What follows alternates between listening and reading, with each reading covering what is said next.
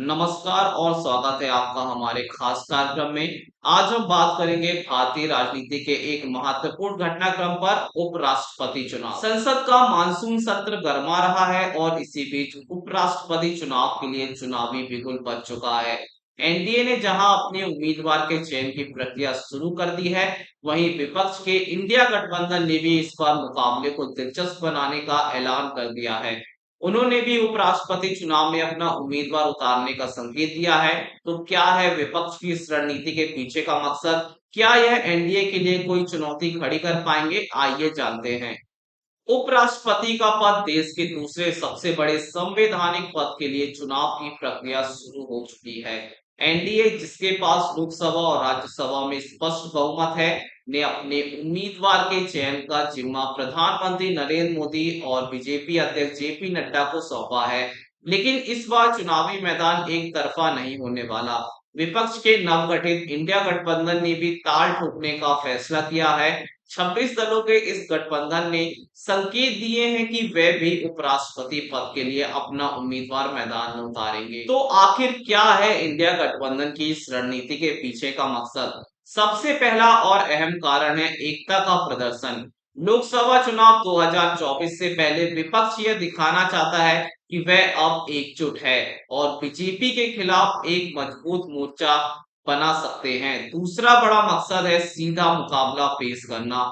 विपक्ष अब किसी भी चुनाव में एनडीए को आसानी से वॉक ओवर नहीं देना चाहते। भले ही उनके पास संख्या बल कम हो, लेकिन उम्मीदवार उतारकर वे एक नैतिक जीत हासिल करना चाहते हैं और यह संदेश देना चाहते हैं कि उनके पास भी एक मजबूत जनाधार है। इतना ही नहीं, उपराष्ट्रपति चुनाव के बहाने विपक्ष सरकार की नीतियों और संसद में कथित लोकतांत्रिक मूल्यों की अनदेखी जैसे महत्वपूर्ण मुद्दों को भी जनता के बीच उठाना चाहता है। अब सवाल यह है कि विपक्ष का उम्मीदवार कौन होगा। हालांकि इंडिया गठबंधन ने अभी तक अपने पत्ते नहीं खोले हैं, लेकिन राजनीतिक गलियारों में कई नामों की चर्चा है। कांग्रेस के किसी अनुभवी नेता को मैदान में उतारा जा सकता है। समाजवादी पार्टी या तृणमूल कांग्रेस जैसे बड़े दलों का कोई वरिष्ठ चेहरा भी उम्मीदवार हो सकता है। फिलहाल इंडिया गठबंधन के भीतर आपसी सहमति बनाने की कवायद जारी है। संख्या बल की बात करें तो एनडीए के पास संसद के दोनों सदनों में स्पष्ट बहुमत है, इसलिए उनके उम्मीदवार की जीत काफी हद तक तय मानी जा रही है। लेकिन इस उपराष्ट्रपति चुनाव का महत्व सिर्फ एक पद तक सीमित नहीं है। यह चुनाव इंडिया गठबंधन के लिए अपनी एकजुटता और ताकत दिखाने का एक महत्वपूर्ण मंच है।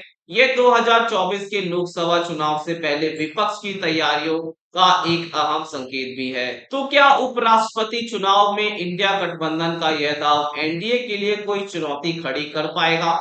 क्या विपक्ष अपनी एकजुटता को बनाए रख पाएगा? इन सभी सवालों के जवाब तो आने वाला वक्त ही देगा।